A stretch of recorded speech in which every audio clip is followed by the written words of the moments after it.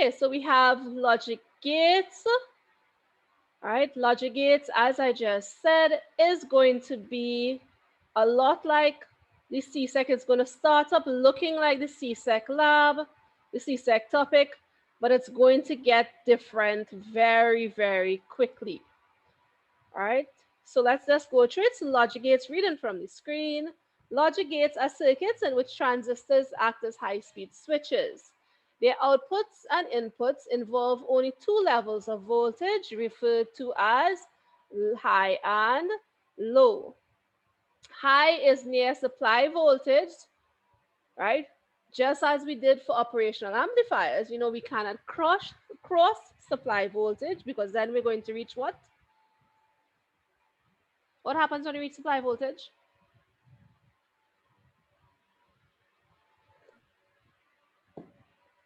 Start with S.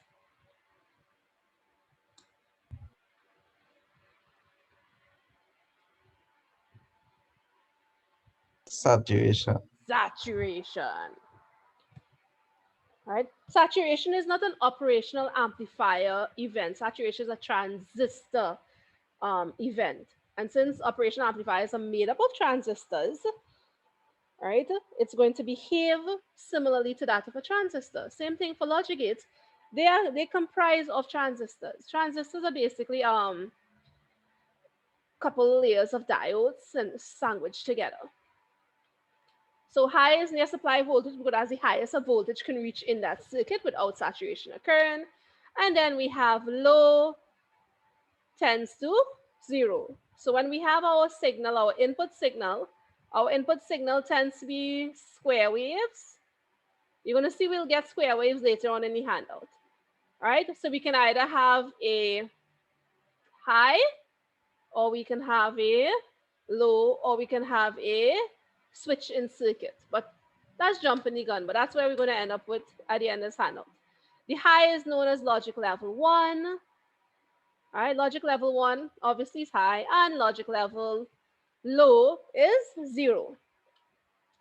So we have multiple ways of saying our signal values. We can either say 0, 1, or we could say high and low. High means you have 1, low value indicates 0.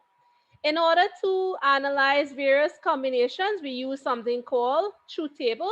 Truth table is a mathematical tool used in Boolean algebra. All right, now Boolean algebra, that's actually supposed to be 2 words. I don't know why the A is so close. All right, Boolean algebra is essentially the algebra of sets. You all remember sets that we've been doing since primary school? Yes, that's where you have the two of them overlapping. We have outside of the complement of a set. We have subsets and all of that. All of that can be done mathematically using something called Boolean algebra. All right, but we're not going to go too much into this. Any one of you all who plan on doing maths at first year in UE, you're going to encounter Boolean algebra. And it is fun. Honestly, it is. All right, so types of gates. Now, the way how I've broken up the handout here, I usually tell you the name of the gate. You learn the symbol that represents your gate, and then you learn what that gate does. That's the best way to learn your not your op amps, your logic gates, because going and learning your tables will take forever. That's a lot of things to learn. All right, and you don't always get your inputs being in a particular order. A lot of students learn the order of these things, right? Like they learn the 0001 order and answer. And suppose you end up getting something out of that order, you're going to get a little confused. So this is why I tell students, when you're learning this topic, learn what your gate does, and then just apply it to your truth table. So we have a NOT gate. A NOT gate is simply an inverter. An inverter means to invert a signal. So that means it takes if our input is 1, is 0, our NOT gate is going to invert it and we'll get a 1. If our input is 1, it's going to invert that signal and give us 0. So inverter simply means we are reversing or inverting our signal. That's all we're doing. All right, so a NOT gate is not the only single input logic gate. You're going to see we have a next one to use a little further down. OR gates require 2 inputs. Now all of this should be revision because you should have done this in CSEC. All right, so how an OR gate works? OR gate works whenever there is a high level present, the switch works. Switch works means that it gives us an output of 1. Right, an output of 1 usually indicates that our signal is going through or we have power in our circuit. Whenever we have logic level 0, that means that we are turning something off.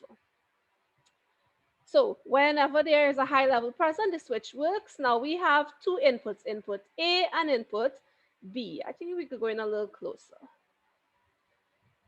Now, how do we end up getting these 4 combinations? You all know how we got the 4 combinations. I remember teaching this in Form 5. Right, but does everybody here understand why we have 4 combinations of 2 inputs?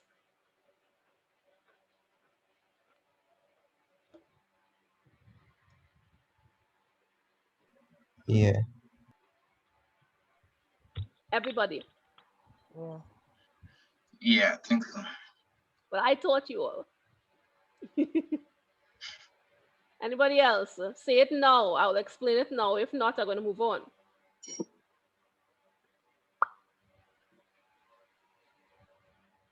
Five, four, three, two, one. Nobody. All right, cool. Moving on. So we have inputs A and B, and when we have 2 inputs, we can get a maximum amount of combinations of signals, being 4 of them. So let's look and see what's going to happen. We said that only when a high level is present, the switch will work. So when A and B are 0, it will not work. 0 and 1 indicates a high level is present, so it will work. 1 and 0, high level present, it will work. 1 and 1, a high level is certainly present, and it will also work. That is what we do. That's how we end up figuring out our truth tables or our logic gates. Really, really simple. All right, and unlike CSEC, where you all only had 2 inputs to work with, we can work with a fair bit more at CAVE. So 3, this is our AND gate. Our AND gate, it works such that only when both inputs are high will the gate work. So when both inputs A and B are high, will we get an output. So if you look here, when A is low and B is low, right, we need both inputs to be high for this to work. So 0 and 0 will not work. 0 and 1 will not work because we want both inputs to be high. 1 and 0, 0. 1 and 1, yes, that will work. So that's how we end up filling out our truth tables. Excuse me. Then we go on to combination gates. All the other gates we do from now on will be combination gates. Our 3 base gates in logic gates are our NOT. We have our NOT gate, our OR gate, and our AND gate. 3 basic tables. After this, we're going to now go ahead and do our combination gates. So let's go on to our combination gates. First things first, we have our NOR gate, and NOR gate is a OR gate plus a NOT gate. So the best way to do this, what does NOT mean? A NOT gate means to find the inverse of a signal. So all it is, it's the inverse of a OR gate. And how do we write our symbol for an OR gate? You take the regular OR gate symbol and you put a little dot, a little circle at the end. This little circle indicates a NOT gate is involved somewhere, and you get your gate. Okay, I usually write this much better on the board or in paper. Now, how do you analyze a NOR gate? You can go ahead and learn what a NOR gate does. Or what you can do this, it takes seconds to do this, folks, as in literally seconds. All you can do, you could go ahead and say, you know what? A NOR gate is the reverse of an OR gate, and I know what an OR gate does.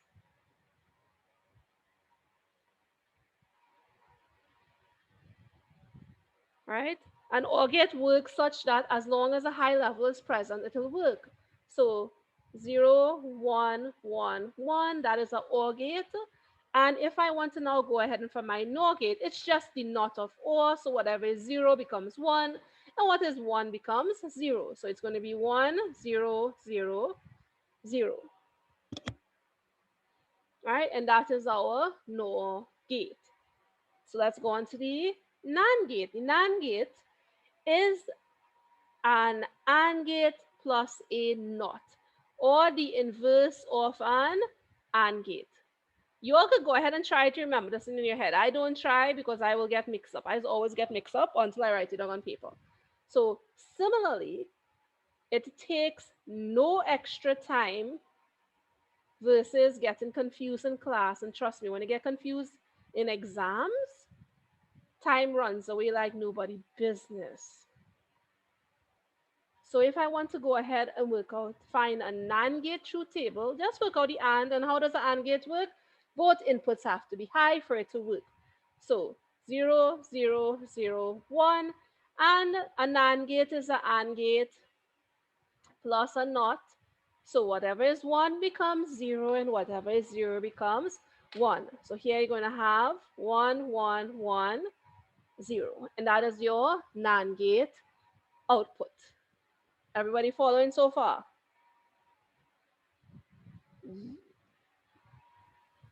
Yeah, good. Now that would have been revision of everything you knew up to Form 5. Let's enter Form 6 realm now. So now we have two new gates called exclusive OR, right? Otherwise known as an XOR gate. And then we have exclusive NOR, right? Otherwise known as a XNOR gate. And these are the symbols. The symbols here is a little similar. It's going to be your regular OR gate, and then we have a line in front here to indicate that we have an exclusive gate. All right, so that's your XNOR, your XOR gate. All right, so we have A, we have B, and we have our out. And this one says only one input must be high for the gate to work. So these two, the exclusive OR and NOR, you have to learn what they do to fill out your truth table. This is not a combination. Well, it actually is a combination gate. It's several gates put together, but it's not an easily rememberable. That's not word. An easily memorable combination. So learn what an exclusive OR gate means, right? Only one input must be high for this to work. So low and low, nope. At only one, 0 and 1, 1. 1 and 0, 1. 1 and 1. 1 and 1 is not only 1. This is two inputs of 1. So this will not work. So what happens here? Only one gate must be on, or only one gate must be high for this gate to work. If both of them are high, it's not going to work. If both of them are low, obviously it's not going to work. And then we have an XNOR. An XOR is simply an XOR plus a NOT. So it's the reverse of your XOR gate. And here I can see inputs must be high for the gate to work. Let's look here. Let's just tack back across here. You're going to realize the two situations where your inputs were equal also gave you 0. So that means when I find the NOT of this, those zeros are going to become 1. So just from this table, you could see it already. And that's how we end up filling out our table. If you want, again, you can just learn one table and get the next one. All right, it really takes no time to draw this out because you already have lines in your book on your page. So just draw some vertical lines. So you can do your XOR. And then you can do your XNOR. And XOR, just remember what your XOR does. Only one gate must be on for this gate to work. So no, one input must be on. So 0, 1, 1, 1, 0. And XNOR is the reverse of this. So you're going to get 1, 0, 0, 1. Satisfying the condition that both gates must be equal for your gate to work. Both inputs, my apologies, both inputs must be equal for your gates to work. So this is almost all of the gates we have. We do have one more gate to learn. And then we have combining gates. You all have to learn how to combine gates to give us something. And starting off from the top, nearly all gates can be achieved by using combinations of NAND gates. So you see all the gates we just saw up there, we can use any combination of, we can use certain combination of NAND gates to give us these particular gates. You probably have to learn some properly, as in learn to, you have to remember what combination gives what, because sometimes it takes a little while to wrestle it out in exams. So the first things first, to get in NOT gate, we just use a single input NAND gate. A single input NAND gate behaves like a NOT gate. So that's what we have here. We just going to have our in, and we're going to have our out. So when our input is 0, our output is 1, and when our input is 1, our output is 0, just like a NOT gate. So this is the one you have to remember. You have to remember that in NOT gate can be achieved by just taking our two inputs and feeding, or you can just take one input, hotwire them together essentially, and feed them into a NAND gate. And that makes life simpler. It is easier to have a circuit with a whole bunch of the same type of logic gates connected to each other, right? Because this is going to make our circuit much more stable. We are going to be able to replace our equipment easier, because it's easier to go and buy a pack of 10 NAND gates than buy an individual pack and have them wasting away. One NAND, one NOR, one XOR, one OR. No, no, no. Just get a whole pack of one type of gate and you use combinations to make up the other ones. That's always easier to do and more stable that way, because a NAND gate will behave the same way. You know, all the components basically have the same background. An AND gate. An AND gate. Now I know NAND gate. Now we look at the logic of this. A NAND gate is reverse of a AND gate. So a AND gate, by that logic, will be the reverse of a NAND. You know that makes sense? Yeah. Yeah. Right. 2 is the inverse of a half, and half is the inverse of 2. Same thing.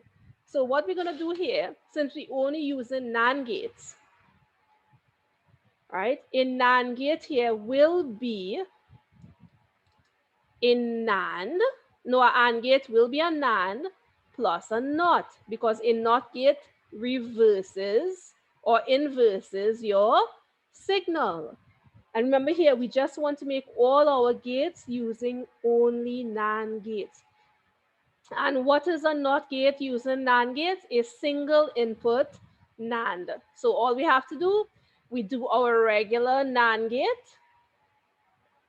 A, B out, and then, okay, let's put X and Y. And then we have X, and then we have Y. So that's how you're going to end up getting an AND gate. An AND gate here is the reverse of a NAND, and all we have to do in order to get the reverse of a NAND, we just have to feed our output back into another NAND gate. So let's do our truth table and see if that works. All right, the way how a NAND gate works, you're going to get AND straight through. You're going to get 0, 0, 0, 1. Only when both inputs are high, then your gate does not work. So this is what your AND NAND gate is. And then why? What I always do when I recommend to students, now you don't have to do it, at the top of your table, wherever you have an output, you'll see I have an output here. I always write down, even with a little pencil, you just jot it down at the top, what operation is being performed to get this output. So to get X, it will be A plus B through a NAND. You don't have to do this. It's just my suggestion or my what I do, because there are numerous ways for people to do something. And Y will be the NOT of your NAND. So when you're checking over your work, you will see what operation you're supposed to be doing. So you won't spend too much time figuring out, what did I do again? And you all know in exams, that will lead you down a bad path. Okay, so let's just check this. All right, so our NAND gate is 1, 1, 0, 1, 1, 1, 0, and just to work out Y, it's going to be the NOT of NAND. So whatever is 1 becomes 0, and whatever is 0 becomes 1.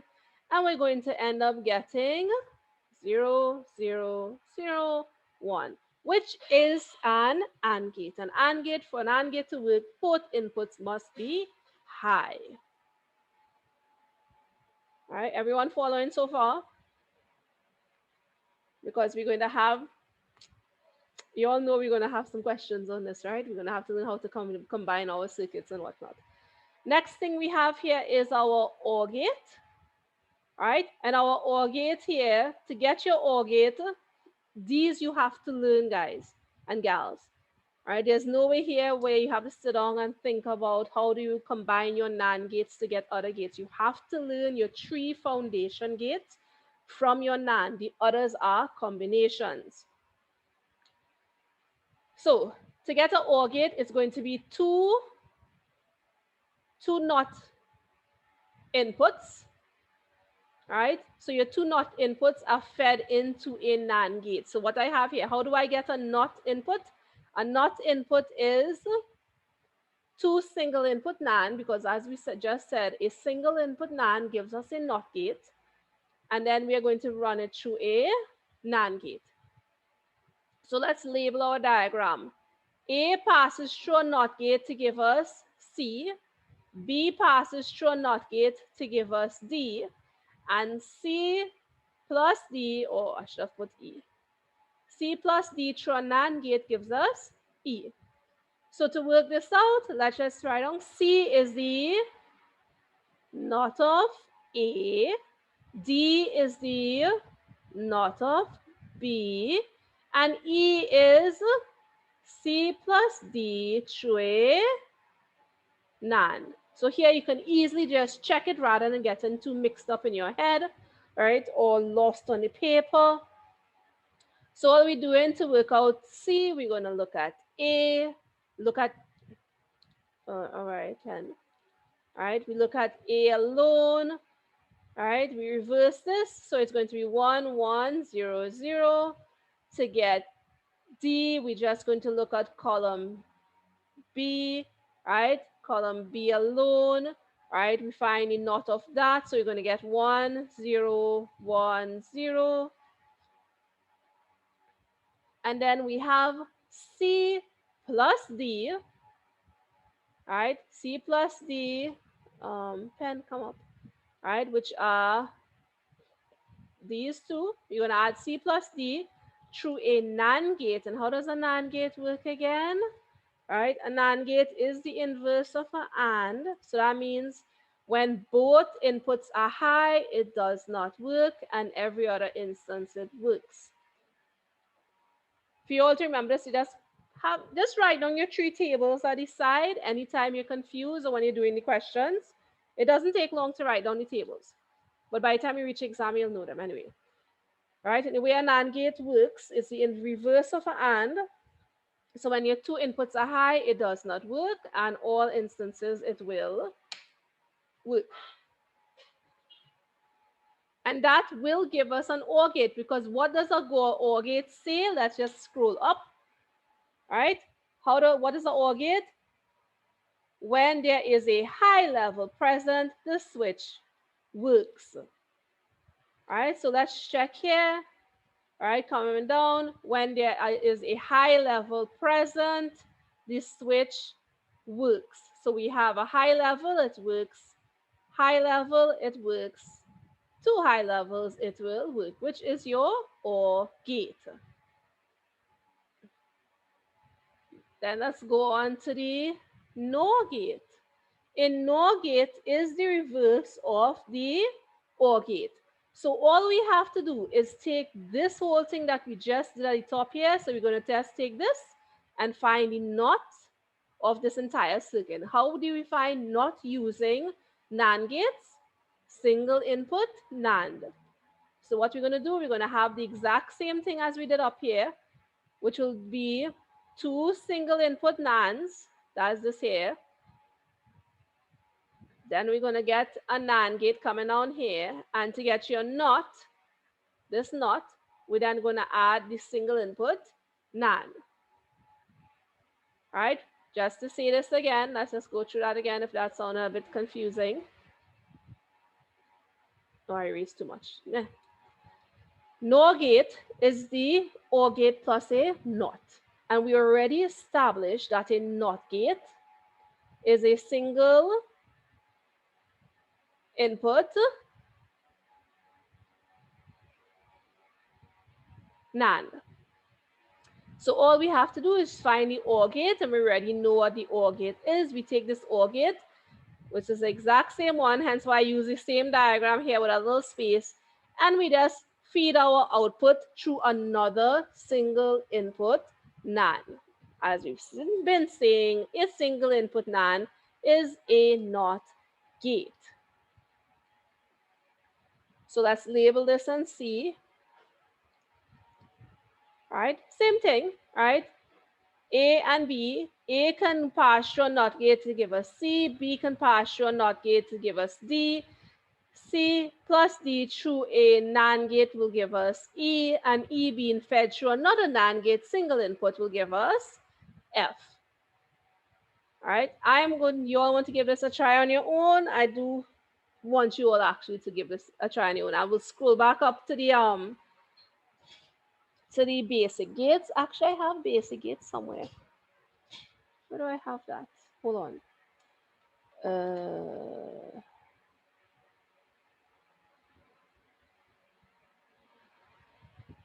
I had it.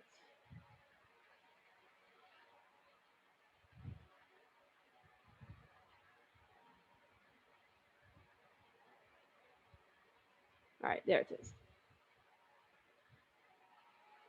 All right, so I'll put it up for you all just now. So what you're going to do, you can write C is just the NOT of A, D is the NOT of B, E is C plus D through a NAND, and F is the NOT of E. So go ahead, give that a workout. Let me just bring down the 2 basic gates so you all can follow. D, where are you going?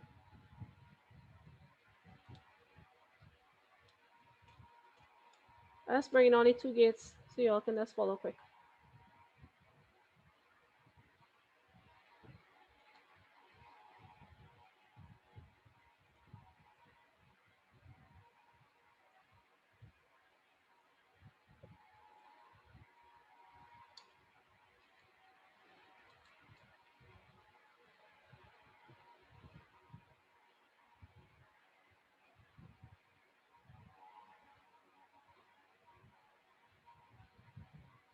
You don't need this right now. You can get rid of it. Or you.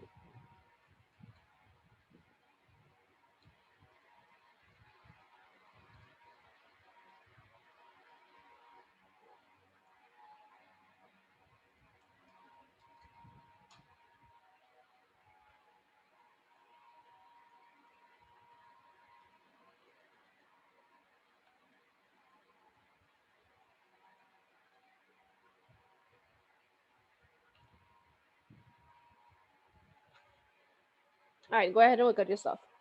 Remember, and reverse of and gives you a nan.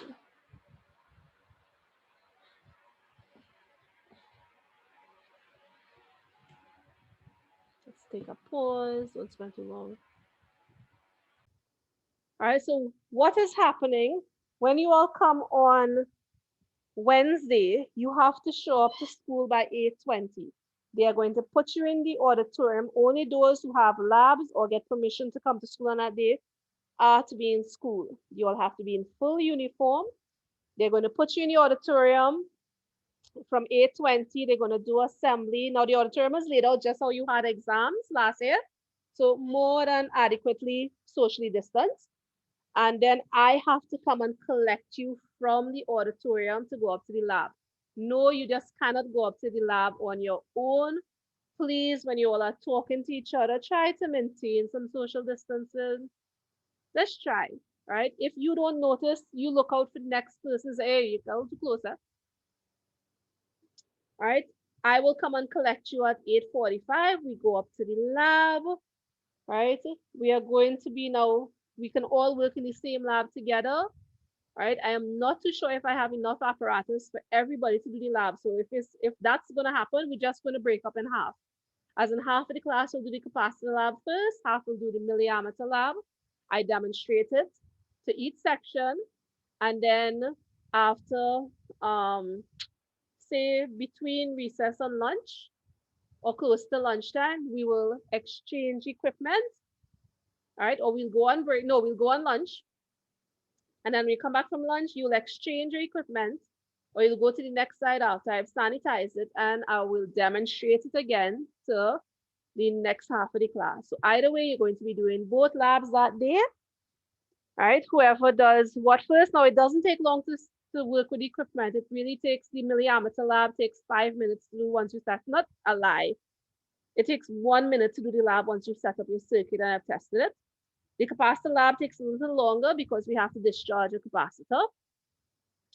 All right, so that might take a 20, 25 minutes to do, but it's a much shorter lab to calculate because you're not doing any gradients. All right, so that's what's going to work. Now, when we have recess, we have a staggered recess. You cannot all go on recess at the same time. I do suggest that you all bring something to drink and eat so you limit the amount of time you have to be downstairs because there are children who don't care about social distancing or wearing their mask properly. All right, and we do have staggered dismissals. We start dismissing the school from 2:15, I think. So whoever is finished by 2:15, you all will be free to leave. All right, please bring adequate amount of stationery, pen, pencil, eraser, calculator, long ruler. Yeah, no liquid paper is not necessary ever. All right, and you can bring some scrap paper, as if I don't have scrap paper. Bring some scrap paper and your notes because your notes is going to come in handy for some parts, especially capacitors. For all you who didn't learn how to add capacitors properly. Yeah, I'm looking at every one of you all that gave me nonsense last term. Not all you. Yeah. Right, so we'll stop there. Let me just stop recording.